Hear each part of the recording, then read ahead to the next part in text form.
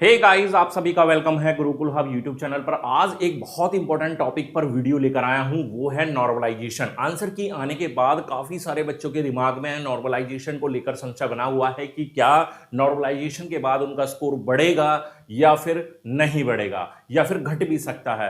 तो आज मैं आपके उन सभी सवालों के जवाब यहां पर देने जा रहा हूं और एक एग्जाम्पल के साथ आपको बताऊंगा कि किस तरह से आपके कम मार्क्स होने पर आपके मार्क्स बढ़ जाता है या ज्यादा होने पर आपके मार्क्स घट जाते हैं। तो वीडियो बहुत ज्यादा बेनिफिशियल होने वाली है, बिल्कुल स्किप किए एक एक स्टेप को आपको देखना है। अगर नोट करना चाहते हैं तो नोट भी कर लेना ताकि आप इस चीज को अच्छे से समझ पाएं। ठीक है, तो चलिए हम बात करते हैं कि नॉर्मलाइजेशन कैसे काम करता है। सबसे मेन बात, क्यों मार्क्स हमारे बढ़ जाते हैं और क्या वजह होती है कि मार्क्स हमारे घट जाते हैं। देखिए, क्रिकेट के अंदर एक रूल काम करता है, डकवर्थ लुईस सिस्टम। आपने देखा होगा कई बार जीतती हुई टीम हार जाती है और हारती हुई टीम कई बार उस रूल के बाद जीत जाती है। लेकिन ये रूल अमूमन ज्यादातर लोगों के समझ में नहीं आता कि किस तरीके से ये रूल को अप्लाई किया जाता है। वैसे ही नॉर्मलाइजेशन भी एक ऐसा ही रूल है जो काफी सारे स्टूडेंट्स को पता ही नहीं, काफी सारे क्या मैं कहता हूं मैक्सिमम सभी को पता ही नहीं है। तो आज मैं बिल्कुल डिटेल में उसको समझाने जा रहा हूं। देखिए, जो नॉर्मलाइजेशन स्कोर है उसके लिए यहां पर दो चीजें काम करती हैं। एक, सबसे पहले मैं यहां पर बताऊंगा आपको कि यहां पर सबसे पहले आपका एक होता है रो स्कोर। अब कुछ बच्चे रॉ स्कोर के बारे में, रॉ मार्क्स के बारे में नहीं जानते। तो रॉ मार्क्स क्या होता है? मान लीजिए आपकी कोई परीक्षा हुई, आपने किसी शिफ्ट में पेपर दिया और 100 नंबर का वो पेपर है। ठीक है, तो 100 नंबर का पेपर है और 100 नंबर के पेपर में मान लीजिए आपने 72 क्वेश्चन अटेम्प्ट किए, है ना। समझ लीजिए इसको विस्तार से, तभी आपको आगे चल के फॉर्मूला समझ में आएगा।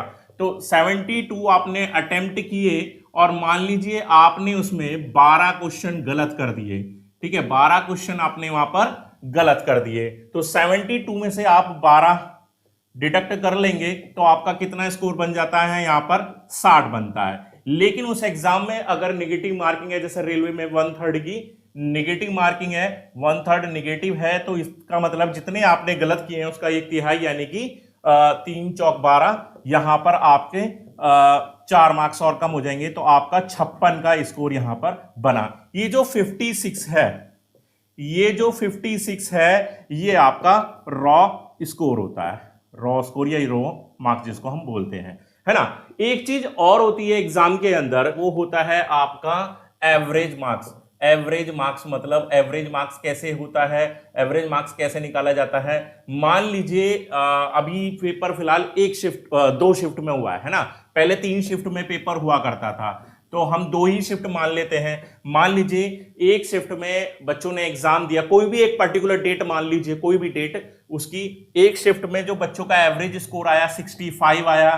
ठीक है, पेपर ठीक था। और दूसरा जो पेपर था वो थोड़ा सा टफ मान सकते हैं हम, उसका स्कोर आया 55। तो ये 2 शिफ्ट का जो एवरेज बना सभी बच्चों का, उस शिफ्ट में बैठने वाले सभी बच्चों का एवरेज बना 65, सेकंड शिफ्ट का बना 55। तो क्या करेंगे? 65 प्लस 55 और इसको 2 से डिवाइड कर देंगे तो कितना आ जाएगा? ये 60 आ जाएगा एवरेज। यानी कि उस शिफ्ट का एवरेज स्कोर कितना हो गया प्यारे बच्चों? वो हो गया आपका 60। ठीक है, तो आपकी बात समझ में आई? बात समझ में आई कि जो रॉ स्कोर है 56 और एवरेज जो बन रहा है उस बच्चे का उस दिन का, मतलब जिस शिफ्ट में उसने पेपर दिया, वो 60 बन रहा है। ठीक है, तो ये 2 चीजें आपको थोड़ा सा समझ लेनी है। अब आते हैं हम कि ये फॉर्मूला हमारा कैसे काम करता है। तो ये है एग्जैक्ट फॉर्मूला नॉर्मलाइजेशन निकालने का। देखिए, ये है MIJ, इसके ऊपर बार है, इसका मतलब होता है नॉर्मलाइज मार्क्स हमने यहां पर निकाल रहे हैं। फिर आता है MTG और ऊपर बार है, इसका मतलब होता है जो टॉप के पूरी परीक्षा के अंदर जो भी 3 महीने 4 महीने जो परीक्षा आपकी चली है, उस पूरी परीक्षा के अंदर जो भी टॉप स्टूडेंट है उसका 0.1% निकाला जाता है। ठीक है, वो होता है आपका MTG। वहीं MQG की बात करें तो ये होता है पूरी परीक्षा के अंदर जितने भी स्टूडेंट हैं उनका एवरेज मार्क्स निकाला जाता है। जैसे कि अभी मैंने एक दिन की 2 शिफ्ट का एवरेज निकाला, वैसे ही सारी शिफ्ट का एक एवरेज निकाला जाता है, उसको बोलते हैं MQG।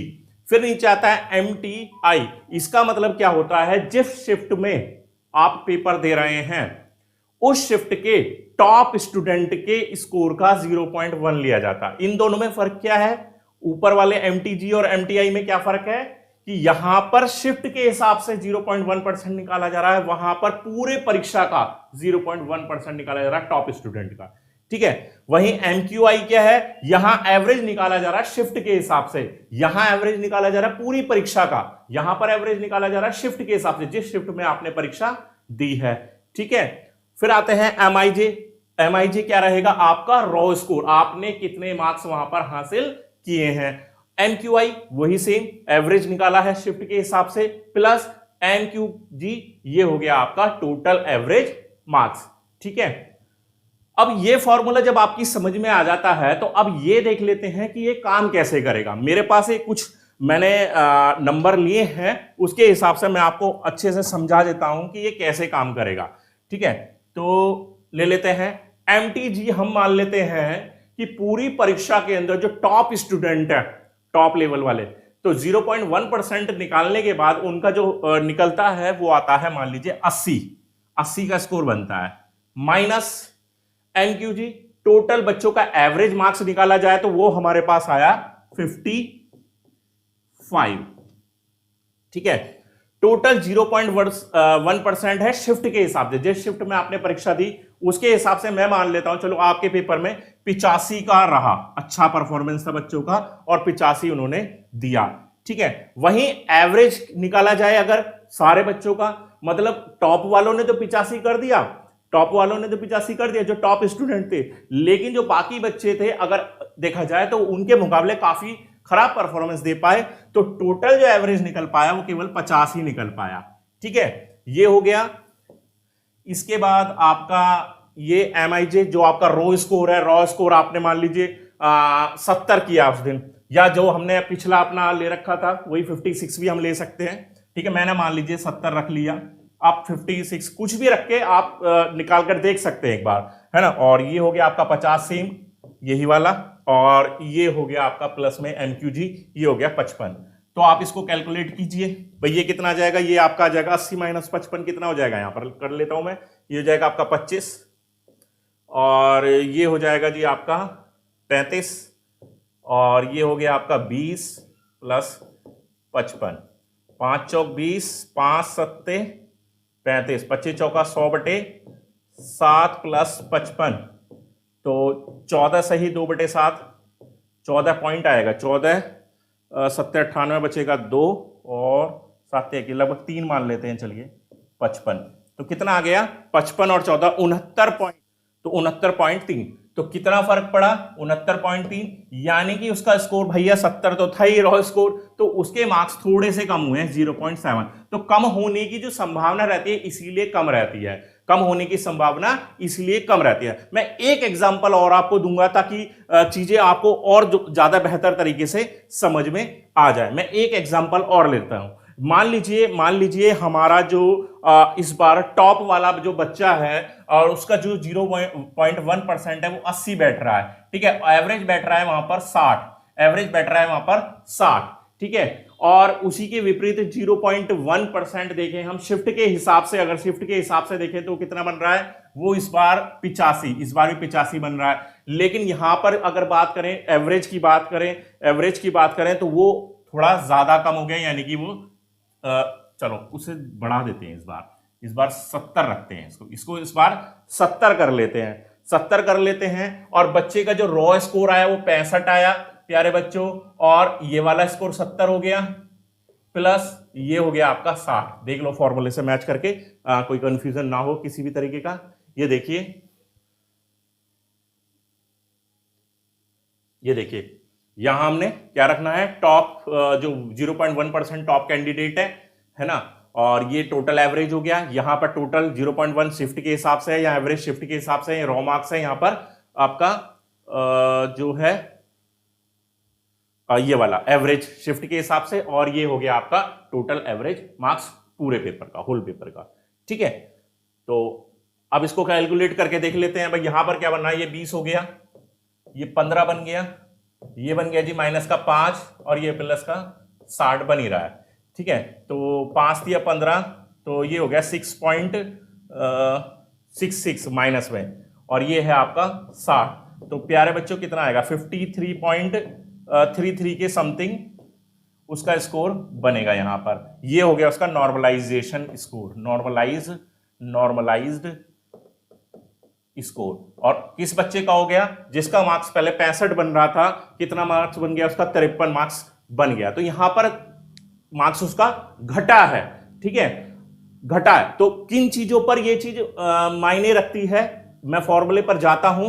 किस चीज पर मायने रखता है कि आप कहते हैं ना कि मेरा पेपर बड़ा टफ था, तो टफ भाई किस चीज पे डिपेंड करेगा कि आपका टफ है। आपका तो रो स्कोर ये आ गया है ना, आपका तो रो स्कोर ये आ गया, लेकिन अब देखिए ये चीज बदल नहीं सकती। ये तो पूरे पेपर के हिसाब से निकल कर आ रहा है, 0.1% भी टोटल जो निकल कर आ रहा है टॉप कैंडिडेट का आ रहा है, और एवरेज भी आ रहा है, वो भी सभी बच्चों को आ रहा है पूरे पेपर का। लेकिन समीकरण कहां बदलती है, समीकरण यहां से बदल रही है, समीकरण यहां से बदल रही है। अगर यहां पर देखें, इस कंडीशन में अगर डिफरेंस कम होगा, इस कंडीशन में अगर डिफरेंस कम होगा तो आपका स्कोर ज्यादा हो जाएगा, है ना, और डिफरेंस ज्यादा होगा तो आपका स्कोर नॉर्मलाइजेशन स्कोर जो आएगा वो कम हो जाएगा। समझ रहे हैं मेरी बात को? यानी कि उस पेपर में टफ होने के बावजूद भी 0.1% ही लिया है केवल, है ना, 1% भी नहीं है, 0.1% ही लिया गया है टॉप कैंडिडेट का स्कोर। तो हो सकता है कुछ बच्चे अच्छा परफॉर्म कर ही देते हैं, लेकिन जो ओवरऑल बच्चों की अगर बात करूं तो वो परफॉर्मेंस अच्छा नहीं दे पा रहे हैं, वो परफॉर्मेंस अच्छा नहीं दे पा रहे हैं। इस वजह से एवरेज घट जा रहा है, और इसमें एक बड़ा मार्जिन देखने को मिल रहा है, एक बड़ा डिफरेंस देखने को मिल रहा है, जिसकी वजह से स्कोर घट जाता है। इसीलिए कई बार क्या होता है, रॉ स्कोर आने के बावजूद भी आपका नॉर्मलाइजेशन स्कोर घट जाता है। हां, अगर ये डिफरेंस थोड़ा सा हम यहां पर इसको कम कर दें, मान लीजिए यही एग्जांपल है, और इस एग्जांपल के अंदर मैं क्या करता हूं कि 70 कर देता हूं। मान लीजिए 70 तो वो हो गया, इसको कर लेते हैं हम 65 कर लेते हैं, 65 कर लेते हैं। मान लीजिए एवरेज बच्चों का परफॉर्मेंस भी 65 था। ठीक है, तो जब ये 65 हुआ तो ये भी आपको 65 करना पड़ेगा, 65। ठीक है, वो 55 है, तो ये इन दोनों का डिफरेंस अब कितना आ जाएगा, समझ लीजिए, इसको भी थोड़ा सा समझ लीजिए, ताकि अच्छे से आपको नॉर्मलाइजेशन क्लियर हो जाए। तो ये ऊपर तो हो गया आपका 25 ही हो गया, नीचे हो गया 20 हो गया, यहां पर आपका 15 हो गया, प्लस का 55 हो गया। ठीक है, तो 5 दिया 15, 5 चौक 20, 25 दिया 75, और 75/4 प्लस 55 हो गया, और 75/4 कितना हो जाएगा, ये हो जाएगा आपका 18.75 के करीब होगा। ठीक है, और प्लस 55 तो कितना हो गया, ये हो गया आपका 55 और 65 और 8, ये हो गया 73.75, 73.75। तो आप देख रहे हैं बच्चे का मार्क्स कितना है, रॉ मार्क्स 70, और वो कितना आ गया 73.75, तो 3.75। तो वही चीज मैं कहने जा रहा हूं कि इस बार जो है आपको नॉर्मलाइजेशन स्कोर बढ़ता हुआ कम दिखाई देगा, बहुत ज्यादा नहीं होगा कि 20, 30 या 40 नंबर आपको बढ़ता हुआ नजर आए, क्योंकि इस बार का जो ये फॉर्मूला यूज किया गया है, इसमें अगर कैलकुलेट करके आप देखते हैं तो आप खुद समझ पा रहे हैं कि ये स्थिति बन रही है। भाई जो भी मैंने आपको 0.1 टॉप कैंडिडेट की बात की, वो भी लगभग उसी के आसपास ही स्कोर बनेगा, यहां भी वही सेम ही स्कोर बनेगा। एवरेज की बात करूं तो वो भी आपके सामने है। तो ये था आज का पूरा कैलकुलेशन वीडियो नॉर्मलाइजेशन को लेकर। तो आई होप कि आपके दिमाग में जो भी डाउट बन रहा था नॉर्मलाइजेशन को लेकर, वो अब क्लियर हो गया होगा। ठीक है, अभी भी आपके माइंड में कोई भी सवाल बनता है तो कमेंट बॉक्स खाली है, उसमें बिल्कुल लिख दीजिए। मैं आपके हर कमेंट को रीड करता हूं, और जो मुनासिब होता है उस हिसाब से आपको रिप्लाई दे दिया जाता है। तो चलिए मिलते हैं नेक्स्ट वीडियो में, तब तक के लिए बाय, थैंक यू।